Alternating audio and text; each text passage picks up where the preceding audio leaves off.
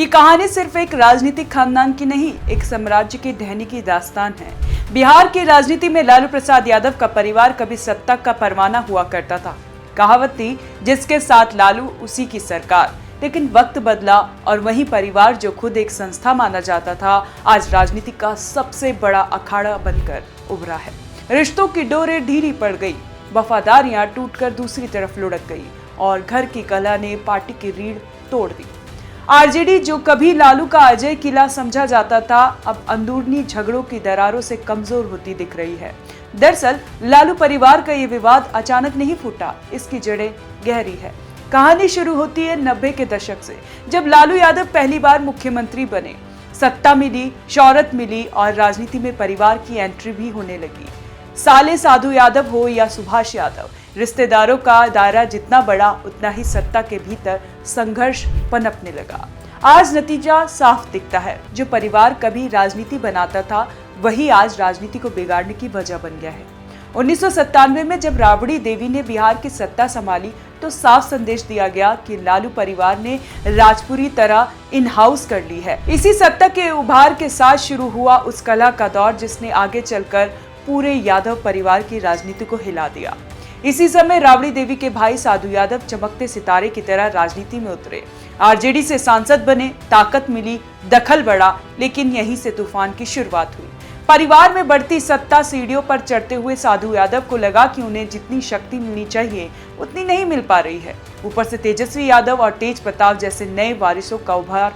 यहीं से साधु यादव को महसूस हुआ कि उनका राजनीतिक भविष्य लालू परिवार की दीवारों में दब रहा है। फिर आया 2005, सत्ता हाथ से फिसली और आरोपों की धार तेज हो गई। साधु यादव ने पहली बार खुलकर लालू परिवार पर वार किया। उनका बयान गूंजा, आरजेडी अब जनता की पार्टी नहीं, लालू की निजी दुकान बन गई है। इसके बाद 2009 में उन्होंने आरजेडी को झटका देते हुए कांग्रेस का दामन पकड़ लिया। ये सिर्फ दल बदल नहीं था, बल्कि लालू परिवार के भीतर का पहला बड़ा विद्रोह, जिसने सबको साफ दिखा दिया कि महल के अंदर सब कुछ ठीक नहीं चल रहा है। राबड़ी देवी ने भी पलटवार किया। जो अपना परिवार छोड़ दे, वो जनता का क्या साथ देगा। यानी भाई बहन का रिश्ता भी राजनीति की आग में जलकर राख होने लगा। लेकिन कहानी यहीं खत्म नहीं हुई। लालू के दूसरे साले सुभाष यादव भी सत्ता की राजनीति में बेहद प्रभावशाली माने जाते थे। पार्टी संगठन में उनकी पकड़ मजबूत थी और वे खुद को पार्टी की असली धुरी समझने लगे। धीरे धीरे ये भावना खुलकर सामने आई कि वे सिर्फ चेहरा नहीं, बल्कि आरजेडी के भविष्य के असली वारिस होना चाहते हैं। लालू राबड़ी के फैसलों पर उनकी असहमति भले ही सामने कम दिखती थी, पर भीतर भीतर दरारें चौड़ी होती जा रही थी। लालू यादव को यह बर्दाश्त नहीं था कि परिवार के भीतर ही कोई सत्ता का दावा ठोके और नतीजा रिश्ते ठंडे पड़ते गए, भरोसा कम होता गया और परिवार के भीतर दो खेमे बनते गए। यही वो दौर था जब साफ नजर आने लगा कि लालू का साम्राज्य बाहर के विपक्ष से नहीं, बल्कि अपने ही घर की लड़ाई से कमजोर होने लगा था। सुभाष यादव के पीछे हटने के साथ ही ये साफ हो गया कि लालू परिवार के भीतर पहली बार ससुराल पक्ष और मुख्य परिवार के बीच सीधा टकराव जन्म ले चुका था। लेकिन ये केवल शुरुआत थी। असली विस्फोट तब हुआ जब लालू यादव जेल गए और पार्टी की कमान अगली पीढ़ी को सौंप दी गई। यहीं से कहानी एक और नए मोड़ पर पहुंचती है। तेजस्वी वर्सेस तेज प्रताप, उत्तराधिकारी की लड़ाई। लालू यादव ने तेजस्वी को राजनीतिक उत्तराधिकारी घोषित किया, लेकिन यही फैसला परिवार की सबसे बड़ी दरार बन गया। तेज प्रताप, जो बड़े बेटे होने का स्वाभाविक हक समझते थे, खुद को हाशिए पर जाता देख भड़क उठे। उनके शब्द थे, मेरे पिता लालू प्रसाद यादव है, लेकिन अब पार्टी में मेरी बात सुनी नहीं जाती है। राबड़ी देवी और मीशा भारती ने घर को जोड़ने की लाख कोशिशें की, लेकिन भीतर जमा लावा बाहर फूटता ही रहा। संजय यादव, तेजस्वी के युवा रणनीतिकार, और तेज प्रताप के बीच तनाव चरम पर पहुंच गया। तेज प्रताप ने खुलेआम कहा कि संजय यादव परिवार तोड़ रहा है, वह तेजस्वी को मेरे खिलाफ भड़का रहा है।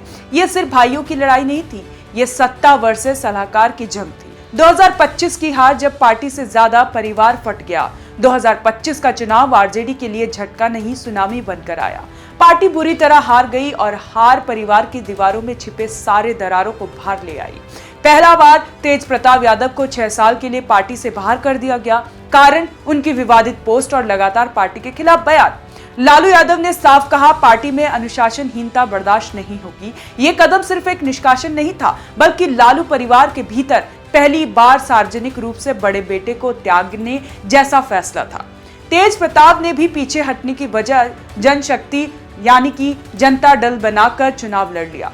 महुआ की धरती पर दोनों भाइयों ने एक दूसरे के खिलाफ प्रचार किया, यानी राजनीति ने परिवार को दो हिस्सों में बांट दिया।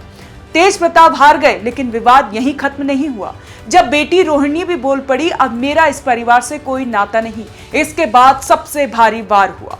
रोहिणी आचार्य का बगावत भरा बयान, वही रोहिणी जिन्होंने 2023 में अपने पिता को किडनी दान दी।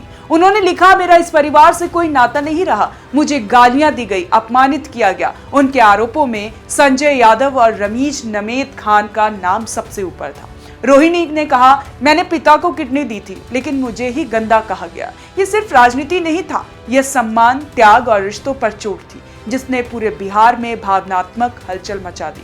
संजय यादव एक सलाहकार या परिवार की कलह का केंद्र, हर विवाद में एक नाम लगातार तैरता रहा। संजय यादव हरियाणा के नागल सिरोही से आए, MBA डेटा एनालिस्ट के माहिर, 2012 में चुनाव सलाहकार के रूप में एंट्री और 2024 में बने राज्यसभा सांसद। तेजस्वी के सबसे करीबी, पार्टी में सबसे प्रभावशाली और लालू परिवार के अंदर सबसे विवादित। सवाल उठे, क्या आरजेडी अब सलाहकारों की पार्टी बन गई है? क्या परिवार के सदस्य खुद को बेदखल महसूस कर रहे हैं? रमीज नेता खान का नाम भी इसी नेटवर्क में उभरा। दोनों ने मिलकर तेजस्वी के कोर सर्किल का रूप ले लिया, जिसने पुराने नेताओं में असुरक्षा और परिवार में अविश्वास गहराता गया। आरजेडी और मौजूदा चेहरा, पार्टी या घर का ड्रामा, आरजेडी के कई वरिष्ठ नेता दूरी बना चुके हैं। उनका कहना है कि ये पार्टी नहीं, परिवारवाद की जंग बन चुकी है। कई जिलों के कार्यकर्ताओं की शिकायत सख्त है, अब ये घर का ड्रामा लगने लगा है, विचारधारा गायब है और सच कहा जाए तो इसमें सच्चाई भी है। लालू परिवार की कलह के मूल कारण जो हम आपको बता सकते हैं, वो पहला ये है कि सत्ता का बंटवारा, मंत्री कौन बनेगा, किसे टिकट मिलेगा। दूसरा, सलाहकार की बढ़ती ताकत, परिवार के सदस्य महसूस करने लगे कि बाहरी लोग पार्टी चला रहे हैं। तीसरा, अहंकार और पहचान की लड़ाई, हर सदस्य चाहता है कि वही लालू यादव की असली विरासत का उत्तराधिकारी बने। पारिवारिक संवाद का खत्म होना, अब बातचीत घर में नहीं, सोशल मीडिया पोस्ट और प्रेस बयान से हो रही है। कभी लालू का परिवार संघर्ष, एकता और राजनीतिक ताकत का प्रतीक था। रावड़ी सिंहासन पर, लालू जेल में सत्ता चलाते थे, पूरा परिवार एक मोर्चे पर खड़ा दिखता था। लेकिन आज साधु यादव की बगावत से लेकर तेज प्रताप के विद्रोह और अब रोहिणी के भावनात्मक टूटन तक, हर पीढ़ी में यही कला दोहराई गई है।